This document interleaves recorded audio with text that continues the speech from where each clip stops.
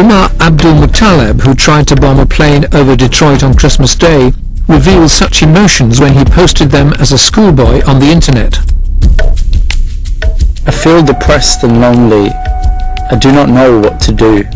I imagine how the great jihad will take place, how the Muslims will win and rule the whole world. So how do you fight the Hindus? You have to bomb the Indian businesses. And as for the Jews, you kill them physically. Then you will overcome them in Kashmir and in Palestine. The person who hates kufr, hates the infidels, and he wants to meet his Lord, the person who carries out this operation, from the first drop of his blood, all his sins are forgiven. Sheikh Faisal Abdullah seems to have become the role model for Jamal Lindsay, who by 2001 was a teenager living alone in Huddersfield. Lindsay had shaved off the beard he'd grown and never trimmed since he was 15. He'd completely changed his appearance.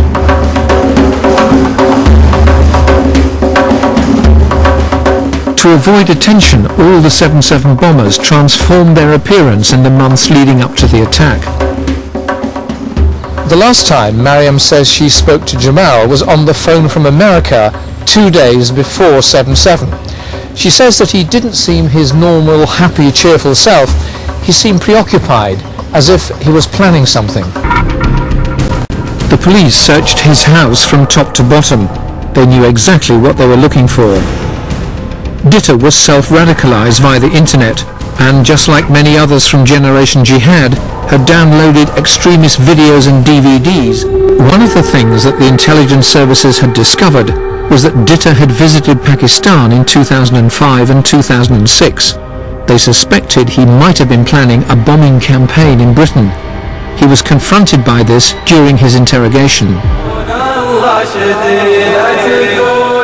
This is some of the footage that was found on Ditta's hard drive. Police found hundreds of images that had been downloaded from the internet. Scenes of suffering and war in Chechnya, Bosnia, Palestine, Afghanistan and Iraq. The prosecutors asked an independent terrorism expert to look at the videos found on Ditta and Mohammed's computers. They are the main group of Generation Jihad, the people who are out there who spend all this time collecting and assimilating propaganda from Al-Qaeda, and who are riding right on the line between activity that is defended by freedom of speech and certainly legitimate research activity, to going and putting these ideas into action. Bilal Muhammad was selling these radical DVDs as he did the rounds of markets in the north. But there was one video that caused particular concern. It was found hidden in a padlocked cupboard in Ditta's room. It features an American jihadi, 31-year-old Adam Gadan, a member of Al-Qaeda. It's a defensive war by brave, defiant Muslims of all races and nationalities against a murderous infidel aggressor. Although Ditta denies it, according to Evan Coleman, this video is only available directly from Al-Qaeda and is not available on the internet. They marched right up to the line where you could say they engaged in behavior that was no longer searching for information and really going into the level of a criminal conspiracy, and they danced all over that line. They engaged in behavior which in every other case comes just short of where you have an imminent threat. But the risk that supporters of extremist Islam will turn into terrorists is real. Abdul Muttalib's failed attack confirms the potential tragedy that one young man can unleash, and he's unlikely to be the last. The police and security services cannot afford to take their eyes off Generation Jihad. My investigation into the roots of radicalization began with the story of Hamad Munshi from West Yorkshire, released from prison last May. Police felt that, aged 16, Munshi was on the brink of graduating from being a supporter of terrorism to becoming an active participant. But how is a 16-year-old on a computer turned into a potential bomber?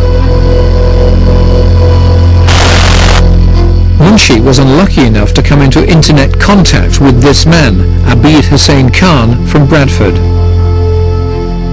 How was Hamad Munshi recruited?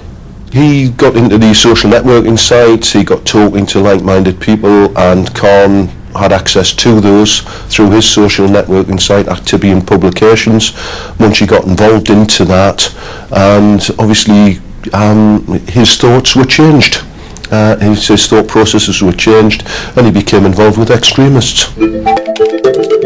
But Khan had a clandestine existence, running a jihadi social networking website that actively targeted young Muslims.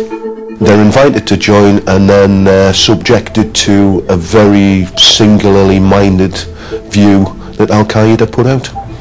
So Abid Khan was a sort of Al-Qaeda predator. Yeah, he would be that sort of equivalent to, you know, a predator on the website, gets young people trapped into it.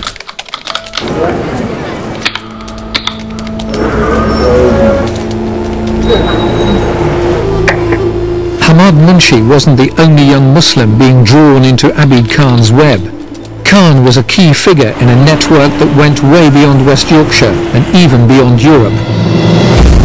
Next week I investigate how Generation Jihad has spread via the internet across the world, and how Khan and his associates plan to carry out devastating terrorist attacks across North America.